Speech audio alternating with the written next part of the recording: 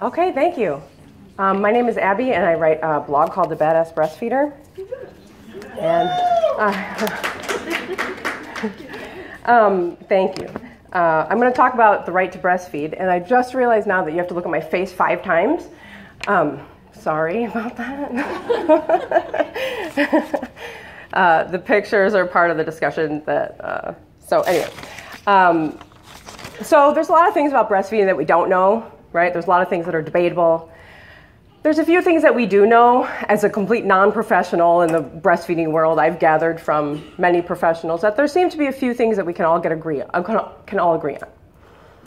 And I mean us, like I don't know about everybody, but us can maybe agree on that seeing breastfeeding is important to being able to figure out breastfeeding. Seeing it is very important. We also know that, I feel like I'm going to fall off the stage. Breast milk is specifically designed by a mother for her child. You can just shout at me that I'm wrong if I'm wrong. It's okay. And we also know that most moms want to give it a try, right? Most moms, they just want to give it a try. Whatever that means for each woman is up to her to decide, but most women want to give it a try. So we know these things, and so when we talk about breastfeeding in public, we would assume then that it would be protected and supported by the larger society, right? That makes sense? But we also know that moms are harassed for breastfeeding in public all the time. And we don't need to talk about, the media blows things out of proportion and because what we actually know is that women are harassed all the time for all kinds of things, for everything. So we can and should assume that the same thing applies to breastfeeding.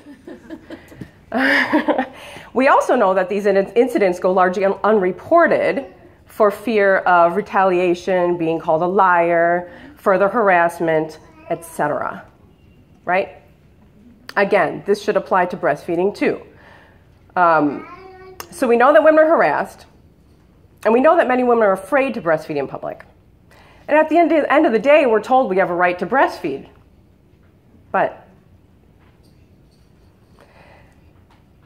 So now I'm going to talk about these pictures. So the first picture was the picture on the left was taken about a year before I had my first son. And in my entire adult life before becoming a parent, I lived for my appearance. I loved the magazines and the ads and the movies and the clothes and the makeup. I loved it. My heels could not be high enough, my pants could not be tight enough, my boobs could not be pushed together enough. And the feedback that I got from my environment was always positive. I was always I was validated by advertisements, I was validated at the shopping center, I was validated by men and women around me all the time. And I went to work as a social worker. I worked really hard. And when I wasn't working, I was working on my appearance. It was my hobby. And every single message that I got from around me was that I was womaning correctly. I was doing it right. My body was purely sexual. I saw no other use for it. I wasn't looking for any other use for it. No one was knocking my door down to convince me of any other use for it. And I was having a blast. I was. But, as is life, as a woman, I was certainly harassed as well. I can remember going back as far as adolescence, being harassed. The cat called, demeaning comments, sexual comments, unwanted advances, on a good day. And it always made me feel this white, hot rage. It always made me so mad. I would get into verbal altercations with people. I create like unsafe situations, you know, like on subways and, you know, on the streets. And I was so mad. And people were like, God, Abby, calm down. Because everyone calms down when you tell them to calm down. And, you know, you're making too much of it. You are just going, oh, you're too emotional. You're just being crazy. Just let it go. It's no big deal. Just relax. And so I felt like a misfit. I mean, I grew up thinking, I can't figure out how to live in this world. You know, my emotions are so out of line, and everything that's happening to me is apparently accepted, and it makes me mad, and this just doesn't fit. This is life in the patriarchy. And when I became pregnant, I knew I wanted to breastfeed.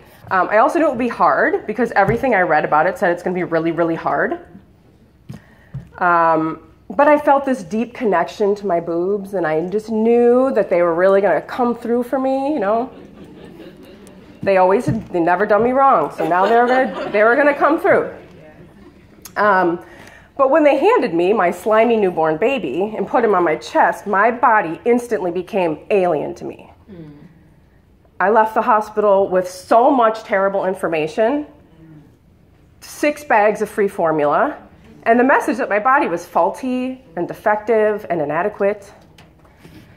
And through my own research of trying to salvage this breastfeeding relationship that was going to die any day now, I discovered all these cool things that my body could do and had just done without me really even knowing. If I had just kind of understand it a little bit more, things were going to get a little bit easier. I mean, if my body was cool before, I mean now, it was just amazing. And I was so empowered. And here I was, a new mother, breastfeeding, and having a blast again. And so that brings me to the photo on the right. Was taken about 6 months after I had my first son. We figured out breastfeeding. Things were going good. He got sick. We weren't really sure what was going on. We were kind of in and out of the hospital, in and out of the doctor's offices, found ourselves in the ER one day, and they said, okay, we need to know what's going on here. It was really scary. They did a lot of tests. We were sent home with a clean bill of health. It was beautiful. We were like the happiest people in the world. And the following week, it was a sunny day in Chicago. I'm at the park with my friends, and I said to my friend breastfeeding, you know, I'm feeling high on life, healthy baby, figured out breastfeeding, I'm a mom, I'm having a blast. Hey friend, can you take a picture of me? I want to post it on Facebook. I'd never done that before. And I'd never seen anything like the chaos that unfolded when I did. I was in my living room with my husband and my mother, and I was having a panic attack. I was crying, people were unfriending me, and I got banned from the mommy support group that I posted it in. The comment thread was, oh my God, that's gross, that's inappropriate, why would you post that here? That's private. You really need to cover up. Cover up? I've never in my life been told to cover up. As a matter of fact, the less clothes that I wore, the more positive the feedback. I put that jersey on that day for the picture at the baseball game. That's not what I wore. That was like a coat. That was like a skiing jacket to me. I was half naked at that baseball game that day, and nobody said anything to me. But now, for God's sakes, cover up.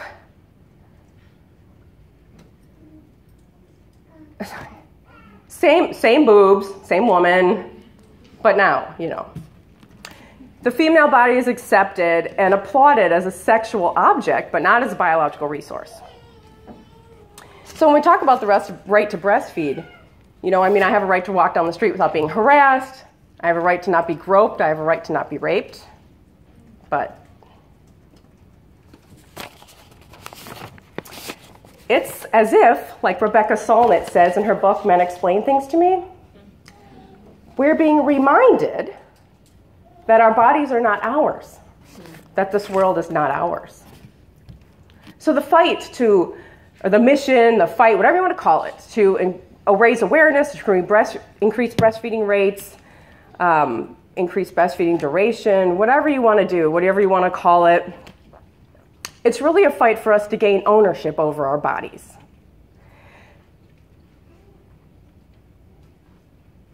And you can't walk 5 feet in a shopping center without seeing boobs used to sell chocolate and greeting cards and jeans.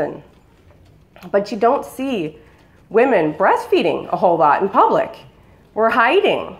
We're ashamed, we're scared, and we're struggling to find a balance between these breasts that we've always been told are these sexual objects with what we now know are biological resources. And we're not the only ones struggling. Society is struggling hard. And we live our lives at the scrutiny of society. And when we have children, the volume gets turned way up on what we should be doing with our bodies. And many women are never given a single choice from conception, through pregnancy, through birth, through feeding. Not one single choice. And we're told that breastfeeding is for third world countries, that it's sexual, that it's disgusting and inappropriate. We're told to go to the bathroom, to cover up, just have some decency. But choose an alternative to breastfeeding. And then you're told that you're not a real woman, that you failed, that your children aren't healthy. This is life in the patriarchy. I will not be bullied to cover up if I don't want to. I will breastfeed in a park. I will go half naked to a baseball game. I will breastfeed half naked at a baseball game if I want. This is my body. I am in charge of it, nobody else. And there are a million stories, more than a million stories. This is just my story. Thank you.